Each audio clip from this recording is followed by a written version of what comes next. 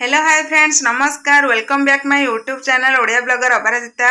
आशा करछि आपण माने बहुत भलरे थिबे। मु भी भगवान को दयार बहुत भलरे अछि। आजिर ब्लॉग टी स्टार्ट करी गोटे सुंदर रेसिपी रु पोड़ो पिठारु।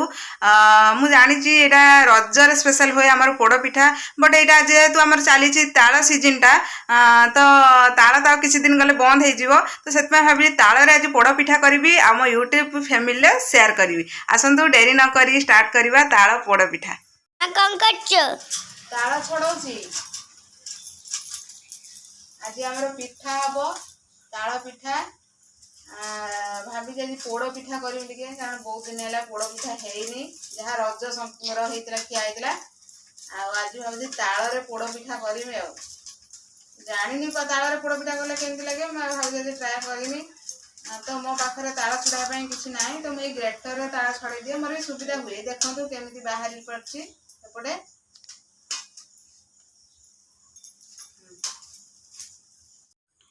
मुझे ताल को टिके फुटे नौची हल्का, कारण न फुटेले जार भी पेट प्रोब्लेम थाए ना, प्राय लोक ताल खाइले हजम हुएनि, तो पेट गड़गड़ हुए, से तालटा ये फुटे देती। फुटेदेला किसी प्रोब्लेम ना, तो भल भाव फुटीगले ठंडा है मु बिरी चाउल गोलेबी।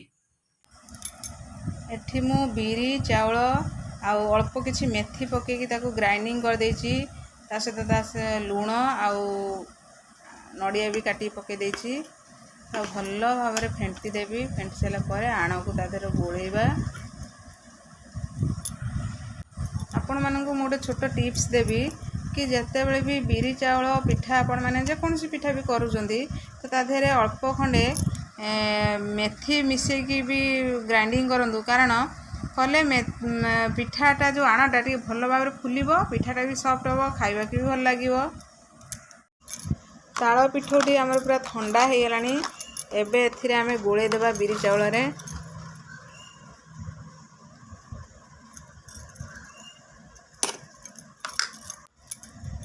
तो भल भाव फेंटी दबा। बिरी आणाटा को जेते आमे भल से फेंटिबा, तो पिठाटा आमर सेते स्मूथ हम। एटा गोटे भल भाव फेंटी दबा। कड़े तो आमर ये गरम हो गलानी। एबे कड़े आम तेल टिके दबा।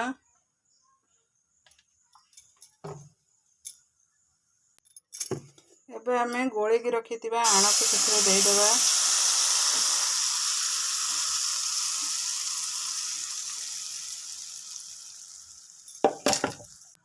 आण तो आमे देई देले। एबे गैस रा फ्लेम को पूरा स्लो कर दबा। स्लो कर देकी ताकू अध घंटा पूरा छांकी मैंने छाड़ी दबा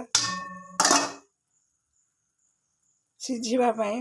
मझिरे मझिरे खोलिकी 10 मिनट 15 मिनट थरे थरे खोलिकी ट्राए मैंने देखुथिबे पिठाटा सीझिलानी कि नहीं, किंतु प्राय मिनिमम आमर अध घंटे को ऊपर लगे सीझिया पई। एबे ताकू आमे ढांकी दबा। पिठा तो मोर ऑलरेडी हो गलानी। आपण मैंने देखंतु केमती देखा जाउची। आखि तो बहुत सुंदर देखा जाउची। टेस्ट भी भल हेइथिबो जना पड़ची। तो काटी दबा आसन। पिठाटी मैं एबे काटी देछि। एठी देखंतु पिठाटी केते स्मूथ हेइची, पूरा केक भली। पूरा पिठा एबे मोर पूरा कंप्लीट हो जाइची। आसंती मिसिकी खाइबा। देला